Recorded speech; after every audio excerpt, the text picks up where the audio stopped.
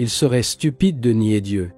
Seul l'homme, qui ne connaît pas la réalité, emploie des mots dépourvus de sens. L'homme qui dit qu'il sait, ne sait pas.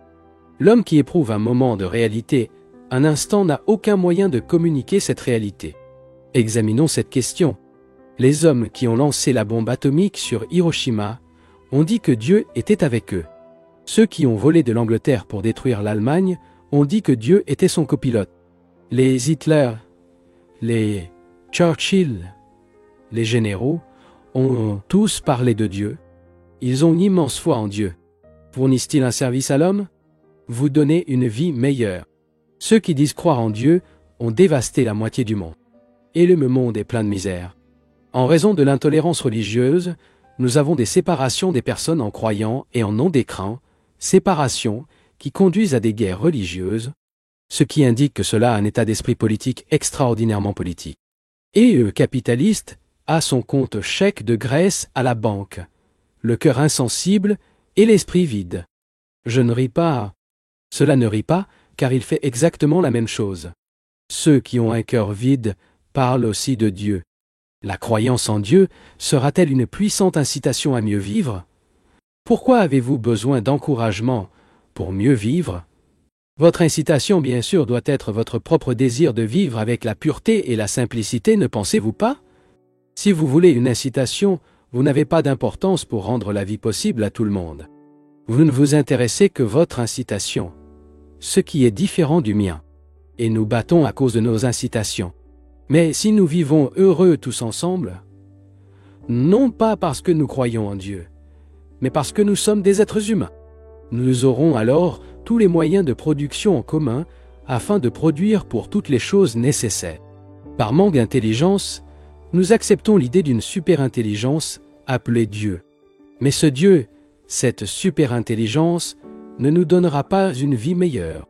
Ce qui mène à une vie meilleure, c'est l'intelligence. Et il ne peut y avoir aucune intelligence s'il y a de croyances, s'il y a des divisions de classe, si les moyens de la production est entre les mains de quelques-unes, s'il y a des nationalités isolées et des gouvernements souverains. Tout cela, bien sûr, dénote le manque d'intelligence. Et c'est ce manque d'intelligence qui empêche une vie meilleure, et non le manque de croyance en Dieu. Un autre point est maintenant le suivant. Que veut dire Dieu? Premièrement, la parole n'est pas Dieu. Le mot n'est pas la chose. Lorsque la parole que Dieu prononce, ce n'est pas Dieu. Lorsqu'il répète ce mot, il produit naturellement une certaine sensation, une réaction agréable. Où il est dit qu'il ne croit pas en Dieu, ce déni a également une signification psychologique. C'est-à-dire que le mot « Dieu » génère en nous une réaction nerveuse qui est également émotionnelle et intellectuelle, selon son conditionnement. Mais ces réactions, bien sûr, ne sont pas Dieu. Comment alors trouver la vérité? Il ne le trouvera pas isolément dans le renoncement à la vie. Pour trouver la vérité, l'esprit doit être exempt de la réaction du passé, car la vérité ne peut pas être vue lorsque l'esprit est fixé. Elle doit voir de nouvelles façons, moment par moment. L'esprit, qui est le produit de la mémoire du temps, ne peut pas suivre la vérité. Pour rendre la réalité visible, le processus de réflexion a tendance à se terminer. Toute pensée est le produit du temps, le résultat d'hier, et l'esprit qui est emprisonné dans la sphère du temps ne peut pas voir quelque chose au-delà de lui-même. Ce qu'elle perçoit est toujours dans le temps. Et ce qui appartient au temps n'est pas la réalité. La réalité ne peut exister que lorsque l'esprit, qui est le produit du temps, cesse d'exister. Il y a donc, pour l'essayer, de cette réalité qui n'est pas fictive, qui n'est pas de l'auto-hypnose. Seul le processus de réflexion est éteint lorsque vous vous comprenez. Et vous pouvez vous comprendre non pas dans le recyclage de la vie, mais uniquement dans vos relations avec la femme, les enfants, la mère, le voisin. La réalité n'est donc pas éloignée. La régénération ne dépend pas du temps. Régénération, cette révolution intérieure, porteuse de clarification, ne se matérialise que lors de la réalisation. Qu'est-ce que c'est? Il ne nécessite de temps, nécessite une compréhension, nécessite une attention lucide. Ce n'est que lorsque l'esprit est silencieux, la régénération vient-elle. L'expérience de la réalité n'est pas une question de croyance. Qui croit en elle ne le sait pas. Et quiconque parle de vous, c'est simplement dire des mots. Les mots ne sont pas une expérience. Ils ne sont pas la réalité. La réalité est incommensurable. Il ne peut pas être enseigné avec des mots floraux, tout comme la vie ne peut pas être fermée dans les murs de la possession. Ce n'est que lorsque l'esprit est libre que la création est venue.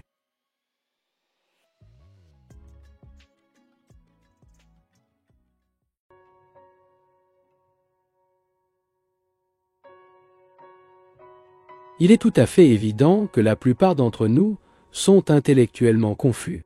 Nous voyons que des guides ou des têtes ainsi appelées dans tous les secteurs de la vie n'ont pas de solution complète à nos différents problèmes et problèmes. Les partis politiques nombreux et antagonistes,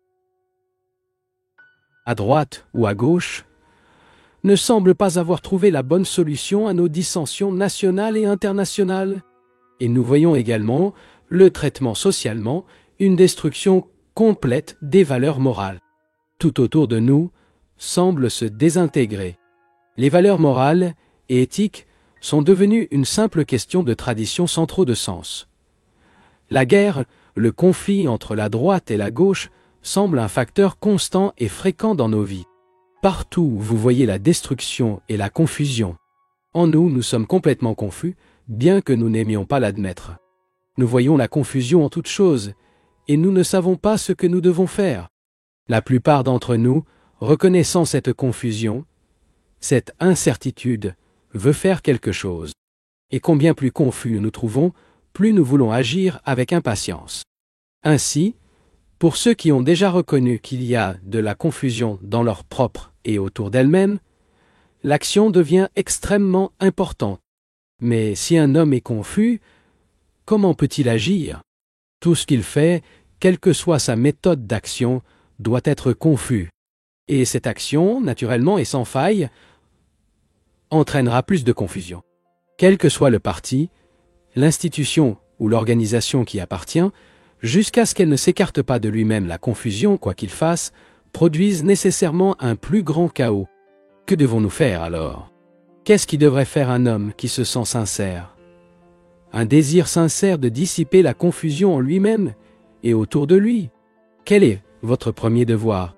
Agir ou dissiper la confusion en vous et donc hors de vous? Je trouve cette question importante que la plupart d'entre nous se déplacent de faire face. Nous voyons tellement de troubles sociaux pour avoir besoin d'une réforme immédiate que l'action devient un processus absorbant. Anxieux comme nous faisons quelque chose, nous passons bientôt l'action. Nous essayons de promouvoir des réformes, d'entrer dans les partis politiques à gauche ou à droite, mais nous constatons bientôt que les réformes ont besoin d'autres réformes. Les patrons doivent se regrouper, les organisations s'organisent mieux, etc. Chaque fois que nous essayons d'agir, nous constatons que l'agent lui-même est la source de confusion. Que devrait alors faire de cet homme? Peut-il agir confus? Comment est-il ou rester inactif? C'est le problème qui se présente à la plupart d'entre nous. Nous craignons d'être inactifs. Et vous collecter pendant un certain temps pour étudier l'ensemble du problème nécessite une intelligence extraordinaire. Si vous avez retiré un certain temps pour reconsidérer, pour évoquer le problème, vos amis, vos camarades, vous considéreraient comme une évasion.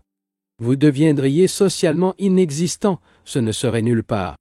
Si quand tout le monde secoue des drapeaux et que vous ne le faites pas, si quand tout le monde met un capuchon particulier et que vous ne portez pas ce capuchon, vous vous sentez oublié. Et comme la plupart d'entre nous n'aiment pas être en arrière-plan, nous nous tirons vers l'action. Ainsi, il est très important de comprendre le problème de l'action et de l'inaction. Il n'est pas nécessaire d'être inactif, de considérer le problème dans son ensemble. Bien sûr, nous devons continuer à respecter notre responsabilité quotidienne pour obtenir une subsistance. Toutes les choses nécessaires doivent continuer. Mais les commissions politiques, religieuses, sociales, groupes, etc. Y a-t-il un besoin de leur appartenir? Si nous avons beaucoup d'engagement, nous n'aurons pas besoin de reconsidérer que nous analyserons à nouveau tout le problème de l'existence. Et pour cela, il n'est pas nécessaire, pour l'instant, que nous nous éloignions pour étudier, réfléchir et méditer. Cette suppression n'est pas vraiment une action. Dans cette inaction si appelée, il y a une action extraordinaire pour reconsidérer toute la matière, révoquer, méditer sur la confusion dans laquelle nous vivons. Mais pourquoi avons-nous si peur d'être inactifs? Est-ce que l'inaction considère à nouveau un problème? Bien sûr. Sans aucun doute, qui évite l'action est l'homme qui est actif, sans reconsidérer le problème. C'est la vraie évasion. Il est confus, échappé à sa confusion, son insuffisance, se jette dans l'action, entre dans une société, un parti, une organisation, s'enfuit en fait du problème fondamental qui est la confusion. Nous employons donc gravement les mots. L'homme qui se lance dans l'action sans reconsidérer le problème pense qu'il réformera le monde avec le simple pour entrer dans une société ou un parti. Cet homme crée plus de confusion et un plus grand dédain. Bien que l'homme qu'ils appellent inactif, car il est retiré et a sérieusement étudié le problème, il ne fait aucun doute que cet homme est beaucoup plus actif. À notre époque, surtout lorsque tout le monde est au bord de la falaise et que des événements catastrophiques se déroulent, il n'est pas nécessaire que quelques-uns, au moins, soient inactifs et délibérément rétrécis grâce à cette machine d'action atomique, qui ne produit que plus de confusion et un plus grand chaos. Droite. Ceux qui se sont engagés à se retirer,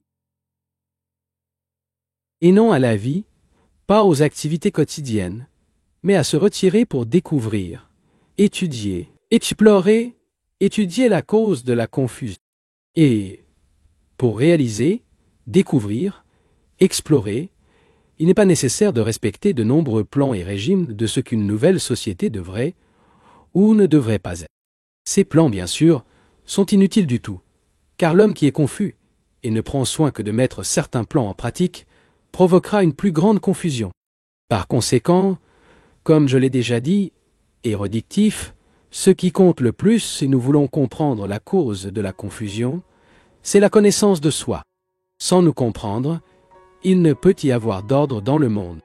Sans exploiter le processus de pensée, de sentiment et d'action en nous-mêmes, il n'y aura jamais de possibilité de paix mondiale, d'ordre et de sécurité. Par conséquent, l'étude de soi est d'une importance primordiale et non constitue un processus d'évasion. Cette étude d'elle-même n'est pas une simple inaction. Au contraire, cela nécessite une perception extraordinaire dans tout ce que nous faisons. Une perception dans laquelle il n'y a pas de jugement, de condamnation et de censure. Cette perception du processus total de lui-même dans la vie quotidienne n'est pas limitante, mais toujours extensible, toujours illuminative. Et cette perception survient l'ordre, d'abord en nous-mêmes, puis à l'extérieur, dans nos relations. Le problème est donc une relation. Sans relation, il n'y a pas d'existence. Être est d'être en relation.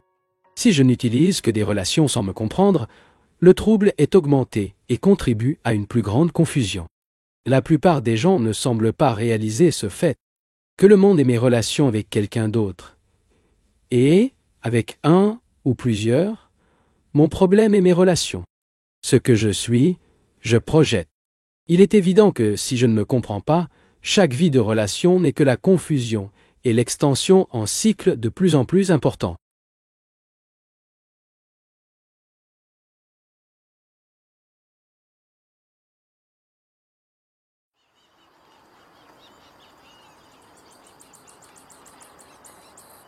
Mes relations assument une importance extraordinaire. Pas des relations avec la messe si appelée, mais dans le monde de ma famille et de mes amis, pour que ce soit peu, mes relations avec ma femme, mes enfants, mon voisin, dans le monde des vastes organisations, de vastes mobilisations d'individus, des mouvements de masse, nous avons peur d'agir à petite échelle. Nous avons peur d'être des gens insignifiants, occupés à nettoyer leur propre petit terrain. Et nous nous disons, personnellement, que puis-je faire? J'ai besoin d'adhérer à un mouvement collectif afin de promouvoir la réforme. Au contraire, la véritable révolution n'est pas réalisable par les mouvements collectifs, mais par une réévaluation intérieure des relations, qui seule est une véritable réforme, la révolution radicale et continue. Nous craignons de commencer à une échelle modeste. Parce que le problème est si vaste, nous pensons que nous devrions y faire face avec des foules de personnes, avec une grande organisation, avec des mouvements collectifs. Eh bien, nous devons commencer à résolver le problème à petite échelle. Et cette petite échelle est le soi. Et vous, quand je me comprends, je te comprends. Et de cette compréhension, l'amour est né. L'amour est le facteur qui manque. Le manque d'affection, de cordialité dans les relations. Et pourquoi cet amour manque-t-il, cette tendresse, cette générosité et cette compassion dans nos relations s'est échappée à l'action de masse, qui produit une plus grande confusion et une plus grande misère. Nous remplissons nos cœurs de plans pour la réforme du monde, méprisant le seul facteur de résolution, qui est l'amour. Quoi qu'il en soit, sans l'élément régénérant de l'amour, tout ce que vous faites produira plus de chaos. L'action de l'intellect ne produira aucune solution. Notre problème est les relations et non quel système, quel plan nous devons suivre, quel type de nation unie nous devons former. Le problème est le manque total de bonne volonté dans les relations. Pas avec l'humanité, ce que je ne sais pas ce que cela signifie, c'est le manque total de bonne volonté et d'amour-relation entre deux personnes. Avez-vous vérifié à quel point il est extraordinairement difficile de travailler avec quelqu'un d'autre? Étudier un problème avec 2 ou 3? Si nous ne pouvons pas étudier des problèmes avec 2 ou 3, comment pouvons-nous étudier avec une foule? Nous ne pouvons étudier les problèmes ensemble que lorsqu'il y a cette générosité, cette bienveillance, cette cordialité de l'amour dans nos relations. Mais nous rejetons l'amour et cherchons à trouver la solution dans le terrain aride de l'esprit. Les relations sont donc notre problème. Et si nous ne comprenons pas les relations et dans les relations actives, nous produirons une plus grande confusion et une plus grande souffrance. L'action est une relation. Être est d'être en relation. Quoi que vous fassiez, une personne veut se retirer sur une montagne ou s'installer dans une forêt, elle ne peut pas vivre isolément. Il n'est possible de vivre qu'en relation avec elle. Jusqu'à ce que nos relations ne soient pas comprises, il ne peut y avoir d'action correcte. L'action correcte vient de la compréhension des relations, qui révèle le processus de nous-mêmes. La connaissance de soi est le début de la sagesse. C'est un champ d'affection, de cordialité et d'amour. Et donc un riche champ de fleurs. Chaque problème humain nécessite beaucoup d'études, et pour comprendre le problème, il ne devrait pas y avoir de rejet ou d'acceptation. Ce que nous condamnons, nous ne comprenons pas. Nous devons donc examiner le problème du sexe de très près, très largement, et avec tous les soins pas à pas, comme je veux le faire maintenant. Je ne précéderai pas ce qui est dû et ce qui ne devrait pas être fait, car cela est stupide, dénote un regret sans échéance. Une norme pour la vie ne peut pas être établie en installant la vie dans une image des idées. Et, parce que la société met inévitablement la vie dans le cadre de l'ordre moral, la société engendre toujours un trouble. Dans ces conditions, pour comprendre ce problème, nous ne devons ni condamner ni justifier, mais l'étudier d'une manière entièrement nouvelle. Eh bien, quel est le problème? Le sexe est-il un problème? Voyons ensemble. Ne vous attendez pas à ma réponse. Si c'est un problème, pourquoi est-ce? Avons-nous faim un problème? La pénurie est-elle devenue un problème? Les causes évidentes de pénurie et de faim sont le nationalisme, les divergences de classe, les limites économiques, les gouvernements séparés, les moyens de production entre les mains de quelques facteurs religieux et séparatifs, etc. Si nous essayons d'éliminer les symptômes sans désarmer les causes, si au lieu d'attaquer la racine, nous élaguons simplement les branches, car c'est beaucoup plus facile, cela continue d'exister le même vieux problème. De même, pourquoi le sexe est-il devenu un problème? Pour restaurer l'impulsion sexuelle, maintenez-le dans certaines limites, l'institution du mariage a été créée. Et, dans le mariage, il y a des portes fermées entre 4 murs. Chacun peut faire ce qu'il veut, tout en conservant une façade respectable. L'utilisation de votre femme pour la satisfaction sexuelle peut la transformer en prostituée, et cela est parfaitement respectable. Sous le déguisement du mariage, vous pouvez être pire qu'un animal. Et sans mariage, ne pas avoir de frein, ne connaît pas les frontières. Ainsi, afin de franchir une limite, il établit la société certaines lois morales qui deviennent la tradition.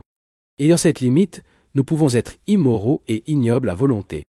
Et cette incontinence sans engagement, la vie sexuelle transformée en habitude, est considérée comme parfaitement normale, saine et morale. Mais pourquoi le sexe est-il un problème? Pour un couple, le problème du sexe est-il? Absolument. Les hommes et les femmes ont une source garantie de plaisir constant. Lorsque vous avez une source de plaisir constant, lorsque vous avez un bon revenu, que se passe-t-il? Nous sommes devenus ternes, fatigués, vides, épuisés. Avez-vous remarqué que les gens pleins de vitalité, avant le mariage, après se marier, deviennent ternes?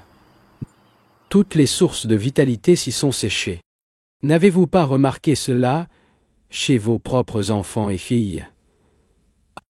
Pourquoi le sexe est-il devenu un problème? C'est un fait breveté.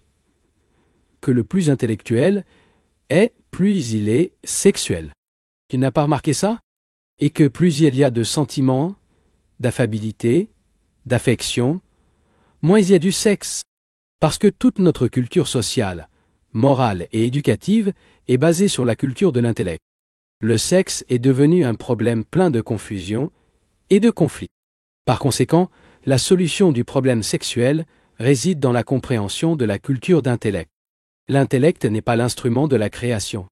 Et la création ne dépend pas du fonctionnement de l'intellect. Au contraire, il n'y a que la création lorsque l'intellect est silencieux. Ce n'est que lorsqu'il y a la création. Cela signifie-t-il à fonctionner à partir de l'intellect. Mais sans création, sans affection créative. La simple fonction de l'intellect crée évidemment le problème du sexe. Comme beaucoup d'entre nous vivent du cerveau, comme beaucoup d'entre nous vivent avec des mots, et les mots sont des produits de l'esprit. La plupart des gens ne sont pas créatifs. Nous sommes entièrement occupés par des mots, faisant toujours de nouveaux mots. Et réadapter les vieilles femmes. Ce n'est certainement pas la création, car nous ne sommes pas des créateurs. La seule possibilité de l'expression créative qu'il nous reste est le sexe. Dans l'acte sexuel, il y a l'oubli. Et c'est seulement pour oublier qu'il y a de la création. L'acte sexuel, par une fraction de seconde, nous donne la libération de moi, qui est l'esprit. Et c'est pourquoi il est devenu un problème. Sans aucun doute, il n'y a que la possibilité de création en l'absence de pensée qui appartient à soi, à la mienne. Je ne sais pas si vous l'avez déjà remarqué qu'à des moments de grande crise, en période de grand bonheur, la conscience de soi et du mien, qui est le produit de l'esprit, disparaît. En ce moment d'appréciation dilatée de la vie, d'une joie intense, il y a la création. Exprimant simplement, lorsque le soi est absent, il y a la création. Et puisque nous vivons sur le terrain aride de l'intellect, nous n'avons trouvé aucun moment d'absence de soi. Au contraire, dans ce terrain, dans cette lutte à être, il y a une expansion exagérée de soi. Et il n'y a pas de création. Le sexe devient le seul moyen de créer, de vivre l'absence de soi. Et dès que le simple acte sexuel devient une habitude, elle devient également sautage et donne plus de force à la continuité de soi. Et ainsi convertir le sexe en un problème. Pour résoudre le problème du sexe, c'est à nous de le considérer, non pas à un certain niveau de pensée, mais de tous côtés, dans tous les aspects, émotionnels, éducatifs, religieux et moraux. Lorsque les jeunes ont un fort sentiment d'attraction sexuelle et que nous nous marions, ou que nous sommes donnés en mariage à nos parents, comme cela se produit ici à l'Est aux parents, cela n'intéresse souvent que les enfants et les filles. Et le couple, le jeune homme et la jeune femme, aucune connaissance n'a des affaires sexuelles. Par la loi sacrée de la société, le mari peut opprimer sa femme, la détruire, donner à ses enfants chaque année. Et tout cela est très bien. Sous le déguisement de la respectabilité, il peut devenir une personne complètement immorale. Il faut comprendre et éduquer le garçon et la fille. Et cela nécessite une intelligence extraordinaire de la part de l'éducateur. Malheureusement, les pères et les mères de nos précepteurs ont besoin de cette même éducation. Ils sont aussi insipides que le lavage de l'eau. Ils ne savent que ce qui est dû et ce qui ne doit pas être fait. Ils ne connaissent que des tabous. Ils manquent d'intelligence à ce problème. Pour aider le jeune homme et la jeune femme, un nouveau précepteur vraiment poli est nécessaire. Mais par le cinéma et publicité, avec leurs filles transportées par le Nord, leurs femmes obscènes et leurs somptueuses maisons, et par divers autres moyens, la société stimule les valeurs sensuelles. Que pouvez-vous attendre de là? Si vous êtes marié, l'homme est satisfait aux dépens de sa femme. Si vous êtes célibataire, vous chercherez quelqu'un caché. C'est un problème difficile de susciter l'intelligence des jeunes et de la jeune femme.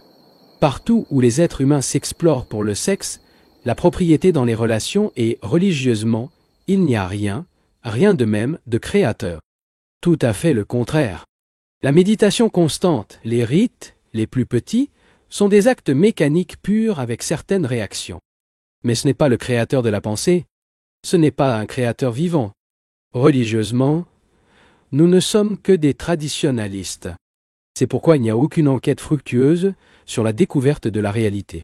Le religieux est subordonné à une discipline, et lorsqu'il y a une discipline, au sens militaire ou religieux, il ne peut certainement pas avoir une action créative.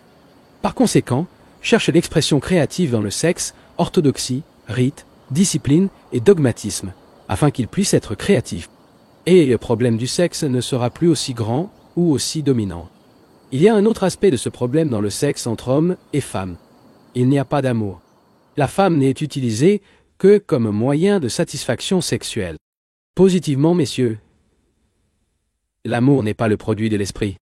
L'amour n'est pas le résultat de la réflexion. L'amour n'est pas le fruit d'un contrat. Ici, dans ce pays, le jeune homme et la jeune femme se marient presque sans se connaître et avoir des relations sexuelles. Ils s'acceptent en disant « Vous me donnez cela, et je vous donne cela » ou « Vous me donnez votre corps, et je vous donne ma sécurité, vous donne mon affection calculée ». Quand le mari dit « Je t'aime », c'est une pure réaction de l'esprit, parce que cela donne à la femme une certaine protection, attend et obtient des concessions d'elle. Ces relations de calcul sont appelées amour. C'est le fait breveté. Je peux vous déplacer d'avoir exprimé cela si brutalement, mais c'est le vrai fait. Ce genre de mariage dit qu'il est fait par amour. Mais ce n'est qu'un simple échange commercial. C'est un mariage de saint-doux, révélant l'état d'esprit de la foi. Peut-il y avoir de l'amour dans ce mariage? Pouvez-vous vraiment? L'amour n'est pas quelque chose de l'esprit, mais comme nous cultivons l'esprit, nous utilisons le mot amour, couvrant la sphère de l'esprit. Maintenant, résolument, l'amour n'a rien à voir avec l'esprit. Ce n'est pas le produit de l'esprit. L'amour est du tout indépendant du calcul, pensée. Lorsqu'il n'y a pas d'amour, alors la structure du mariage, en tant qu'institution, devient une nécessité. Quand il y a de l'amour, le sexe n'est pas un problème. C'est le manque d'amour qui en fait un problème. Tu ne sais pas ça? Quand tu aimes vraiment quelqu'un, profondément, pas avec l'amour de l'esprit, mais avec cet amour qui vient du cœur, vous vous donnez, à lui ou à lui, tout ce qu'il y a, non seulement le corps, mais tout. Dans votre tribulation, vous vous demandez de l'aide, et cela vous donne. Il n'y a pas de division entre l'homme et la femme quand il aime quelqu'un. Mais il y a un problème sexuel lorsque vous ne connaissez pas cet amour. Nous ne connaissons que l'amour de l'intellect. La pensée la produit, et un produit de la pensée est toujours pensé. Jamais aime. Le problème du sexe, car il n'est pas simple et ne peut pas être résolu à son propre niveau. Vouloir le résoudre biologiquement est seulement absurde. Accéder à lui par religion ou essayer de le résoudre comme s'il n'était qu'une question d'ajustement physique, de fonctionnement glandulaire ou de l'entourant de tabous et de convictions est très piscine et stupide. Ce problème nécessite une intelligence d'ordre supérieur. Nous comprendre dans nos relations avec d'autres personnes nécessite une intelligence beaucoup plus agile et subtile que de comprendre la nature. Mais nous voulons comprendre sans intelligence. Nous voulons une action immédiate, une solution immédiate. Et le problème devient de plus en plus grave. Vous n'avez pas vu un homme qui a un cœur vide. Comment est votre visage à admettre et comment produis-tu des enfants laids et immatures? Et pourquoi il ne leur donne pas d'affection, ils restent immatures toute leur vie. Regardez vos visages dans le miroir. Voyez comment ils sont sans forme, vagues. Vous avez un cerveau à étudier et dépendez du cerveau. L'amour n'est pas une simple pensée. Les pensées ne sont que l'action superficielle du cerveau. L'amour est plus profond, beaucoup plus profondant. Et la profondeur de la vie ne peut être découverte qu'en amour. Sans amour, la vie n'a aucune signification. Et c'est le côté douloureux de notre existence. Nous avons vieilli sans mûrir. Nos corps deviennent vieux, obèses et laides, et nous restons incapables de penser. Nous lisons, et parlons du parfum de la vie sans jamais le savoir. Prenez soin de la lecture et de la verbalisation. Cela indique une absence totale de ce cœur qui enrichit la vie. Et sans cette qualité appelée amour, vous pouvez faire ce que vous voulez, entrer n'importe quel.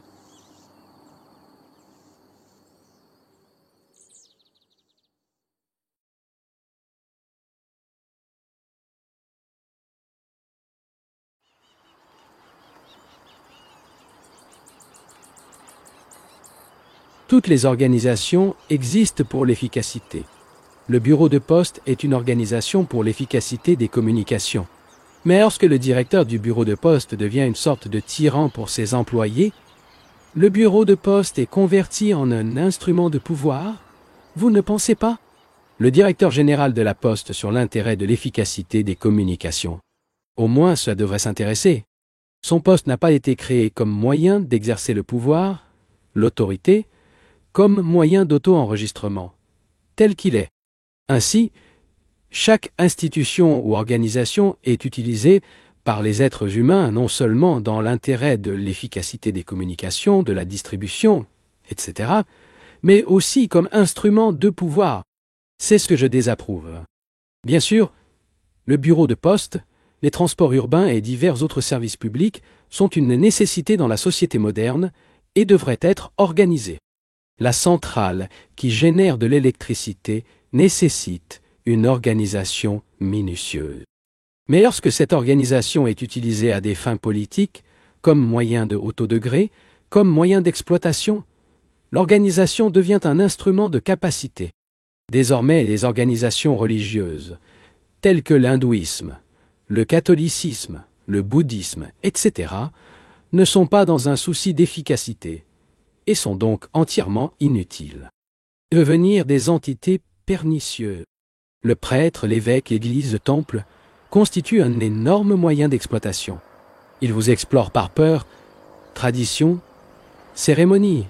Et la religion est évidente et vraiment la poursuite de la réalité. Et ces organisations sont consommables, car la réalité ne peut pas être administrée par un groupe de personnes organisées. Au contraire, un groupe organisé de personnes devient un obstacle à la réalité. Par conséquent, le bouddhisme, le christianisme ou toute autre croyance organisée est un obstacle à la vérité. Pourquoi avons-nous besoin de telles organisations? Ils ne le sont pas efficaces, car la recherche de la vérité est entre vos mains. Vous ne pouvez pas être réalisé par le biais d'une organisation, ni à travers un gourou, pas même ses disciples, lorsqu'ils sont organisés pour avoir du pouvoir. Nous avons besoin, bien sûr, d'organisations techniques telles que le bureau de poste, les transports, etc. Mais bien sûr, lorsque l'homme est intelligent, tout autre type d'organisation n'est pas nécessaire. Parce que nous ne sommes pas intelligents, nous investissons d'autres personnes qui disent intelligentes de pouvoir pour nous gouverner. Un homme intelligent n'a pas besoin d'être gouverné. Il n'a besoin d'aucune organisation, au-delà de ce nécessaire, pour une plus grande efficacité de la vie. Les choses nécessaires à la vie ne peuvent pas être vraiment organisées tant qu'elles sont entre les mains de quelques-unes, une classe ou un groupe. Et lorsque les quelques-uns agissent comme des représentants des nombreux, il y a certainement le même problème de pouvoir. Il est exploité lorsque les organisations sont utilisées comme instruments électriques soit par l'individu, le groupe, le parti ou l'État. C'est cette expansion de soi, la miséricorde de l'organisation qui est pénienne, comme par exemple celui d'un État qui s'identifie comme un gouvernement souverain qui va toujours de pair avec le nationalisme et dans lequel l'individu est également impliqué. C'est l'expansionniste, agressif, La défense de soi, qui est répréhensible. Lorsque les organisations sont utilisées par les intelligentes, par ruse, comme moyen d'explorer les autres, elles devraient alors être éradiquées. Et ce ne sera que lorsque vous, individuellement, dans votre petit cercle, ne recherchez pas la puissance, la domination. Tant qu'il y aura une poursuite du pouvoir, il y aura un processus hiérarchique du ministre, du gouvernement, à l'employé, de l'évêque au vicaire, du général au soldat du souverain. Nous n'aurons sans aucun doute qu'une société décente que lorsque les individus ne sont plus à la recherche de pouvoir. Par la richesse, par des relations ou une idée, c'est la poursuite du pouvoir qui est la cause de cette catastrophe, cette désintégration de la société. Notre existence est actuellement entièrement faite de politique, de force, de domination dans la famille, par le mari ou la femme, domaine à travers une idée. L'action basée sur une idée est toujours un facteur de séparation et ne comprend jamais. Et la poursuite du pouvoir, soit par l'individu ou par l'État, dénote l'expansion, la culture de l'intellect dans lequel il n'y a pas d'amour. Lorsque vous aimez quelqu'un, vous êtes très prudent, organisé spontanément, n'est-ce pas? Vous êtes vigilant, il est efficace d'aider ceci ou cela. C'est quand il n'y a pas d'amour que l'organisation est née comme un instrument de pouvoir. Lorsque vous aimez les autres, lorsqu'il est plein d'affection et de générosité, les organisations ont une signification entièrement diversifiée, conservant à leur propre niveau. Mais lorsque la position de l'individu assume la plus grande importance, lorsqu'il y a un empressement au pouvoir, les organisations sont utilisées comme moyen d'obtenir ce pouvoir. Et la force et l'amour ne peuvent pas coexister. L'amour est votre propre force, votre propre beauté. Et c'est parce que nos cœurs sont vides que nous les remplissons des choses de l'esprit. Et les choses de l'esprit ne sont pas des choses du cœur, parce que les cœurs sont pleins des choses de l'esprit. Nous sommes intéressés par les organisations comme moyen de promouvoir l'ordre, pour promouvoir la paix mondiale. Ce ne sont pas des organisations, mais seulement l'amour qui peut mettre en œuvre l'ordre et la paix dans le monde. Ce ne sont pas les plans d'une utopie, mais seulement la bonne volonté qui peut faire de la conciliation entre les individus. Parce que nous n'avons pas la flamme de l'amour, nous dépendons des organisations. Et au moment où nous avons des organisations sans amour, les smart et les rusés grimpent le poste le plus élevé et en profitent. Nous avons fondé une organisation pour le bien-être de l'humanité et, avant de donner la foi, nous l'avons déjà repris à leur propre fin. Nous avons déclenché des révolutions sanglantes et désastreuses pour promouvoir l'ordre mondial et, avant de le savoir, le monde est déjà entre les mains de quelques maniaques de pouvoir, qui deviennent une nouvelle classe puissante, un nouveau groupe dominant de commissaires, avec votre police secrète. Et l'amour est déplacé. Comment l'homme peut-il vivre sans amour? Ne peut que exister. Et l'existence sans amour signifie contrôle, confusion et souffrance. Et c'est ce que la plupart d'entre nous créent. Nous nous organisons à l'existence et acceptons les conflits comme inévitables, car notre existence est une recherche constante du pouvoir. Sans aucun doute, lorsque nous aimons l'organisation, il a l'endroit qui est à la hauteur, sa propre place. Mais sans amour, l'organisation devient un cauchemar, une chose purement mécanique et efficace, comme une armée. Quand il y a de l'amour, il n'y aura plus d'armée. Mais comme la société moderne est basée sur une simple efficacité, nous devons avoir des armées. Et le but d'une armée est de générer des guerres. Même pendant la paix si appelée, plus nous sommes efficaces intellectuellement, plus nous devenons cruels, plus nous devenons sensibles. C'est pourquoi il y a de la confusion dans le monde. C'est pourquoi la bureaucratie devient de plus en plus puissante. Parce que de plus en plus de gouvernements deviennent totalitaires. Nous nous soumettons à tout cela comme inévitable parce que nous vivons dans le cerveau et non par le cœur. Et c'est pourquoi il n'y a pas d'amour. L'amour est l'élément le plus dangereux et le plus incertain de notre vie. Et parce que nous ne voulons pas être dans l'incertitude, parce que nous ne voulons pas être en danger, nous vivons par l'esprit. L'homme qui aime est dangereux, et nous ne voulons pas vivre dangereusement. Nous voulons vivre uniquement dans le module de l'organisation pensant que les organisations apporteront l'ordre et la paix au monde. Les organisations n'ont jamais apporté l'ordre et la paix. Seul l'amour, seulement la bonne volonté, seule la charité peut apporter l'ordre et la paix à la fin de tout. À la fin de tout, et donc maintenant.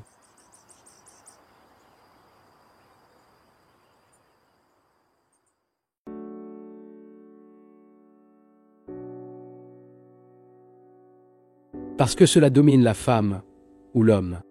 Et cette domination est aussi appelée amour, n'est-ce pas?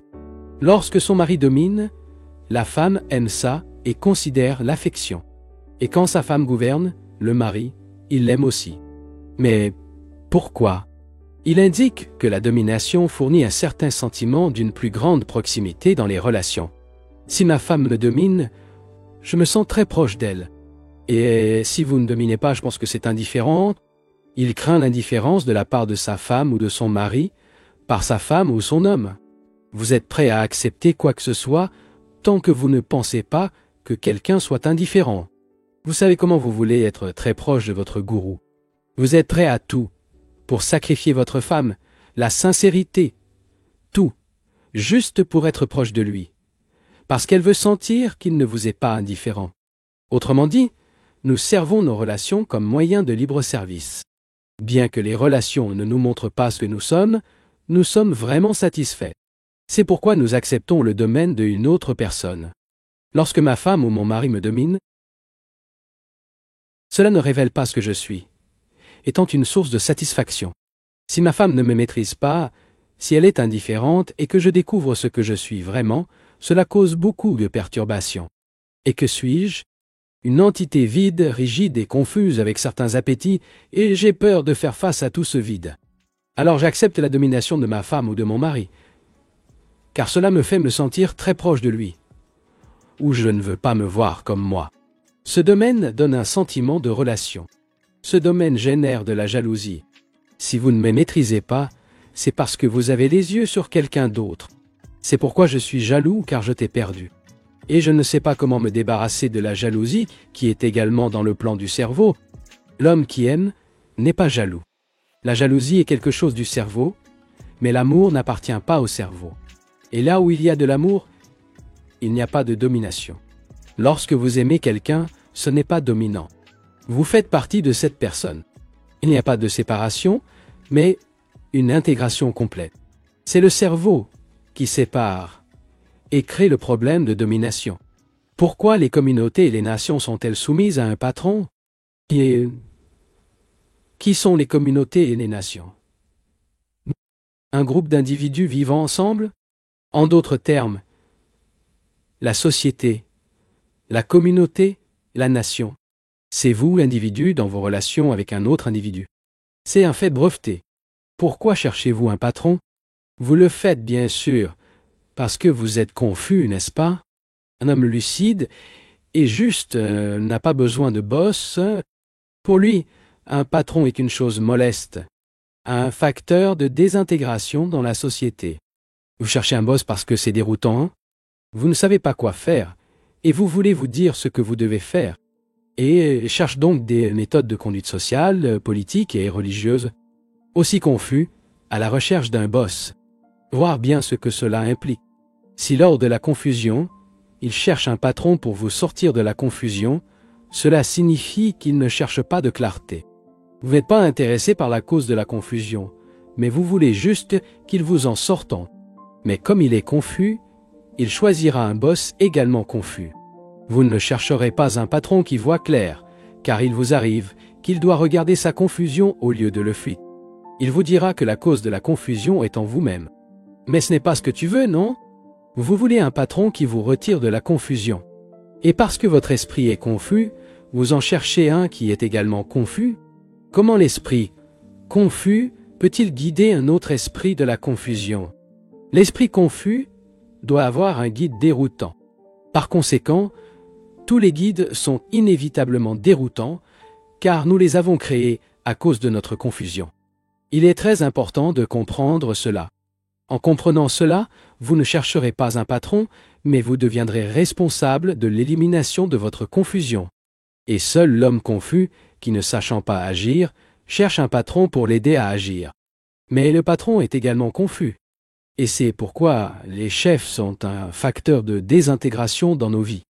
Le patron est conçu pour sa propre confusion, et par conséquent, lui, un autre, n'est que vous-même, sous une forme différente, tout comme vos gouvernements. C'est l'autoprojet qui crée le boss. Un héros national est une externalisation, un double de vous-même. Qu'est-ce que ce que vous voulez être? Vous aussi votre patron? Ce patron ne peut donc pas vous sortir du chaos. La solution du chaos est entre vos mains et non entre les mains des autres. La régénération est le produit de vous comprendre et non du segment de quelqu'un. Parce que cette personne est vous-même, plus éloquente, mais tout aussi déroutante, tout aussi tyrannique, tout aussi traditionnaliste. Le problème n'est donc pas le patron, mais comment perturber la confusion. Quelqu'un peut-il vous aider à éloigner la confusion? Si vous cherchez quelqu'un pour éloigner votre confusion, il ne peut que vous aider à l'augmenter, car l'esprit qui est confus est incapable de choisir quoi bien sûr. Car il est confus, vous ne pouvez choisir que ce qui est confus. Si vous souhaitez vous libérer radicalement de la confusion, vous devrez mettre l'ordre dans votre esprit et votre cœur et considérer les causes responsables de la confusion. Seule la confusion survient lorsqu'il n'y a pas de connaissance de soi. Quand je ne me connais pas, et je ne sais pas quoi faire ni quoi penser. Naturellement, je suis impliqué dans l'ajout de la confusion. Mais, quand je me connais, le processus complet de moi-même, qui est extraordinairement simple, lorsque nous avons l'intention de nous connaître, alors cette compréhension, la clarté naît. De cette compréhension, la conduite correcte résultat. Il est donc d'une importance capitale d'arrêter le guide et de se comprendre. La compréhension de soi apporte l'amour et apporte l'ordre. Le chaos n'existe que par rapport à quelque chose. Bien que nous ne comprenions pas cette relation, il y aura de la confusion. Comprendre les relations, c'est me comprendre. Et me comprendre, c'est naître cette qualité d'amour dans laquelle il y a du bien-être. Si je peux aimer ma femme, mes enfants ou mon voisin, je peux aimer tout le monde. Puisque tu n'aimes personne, je reste uniquement au niveau intellectuel ou verbal concernant l'humanité. L'idéaliste provoque l'ennui. Aime l'humanité avec le cerveau, ne l'aime pas avec le cœur. Lorsque vous aimez, il n'y a pas besoin de s. C'est le cœur du cœur qui cherche le patron pour combler ce vide de mots, avec une idéologie, avec une utopie du futur. L'amour n'est que dans le présent. Pas à temps, pas dans le futur. Pour ceux qui aiment l'éternité, c'est maintenant. Parce que l'amour est votre propre éternité,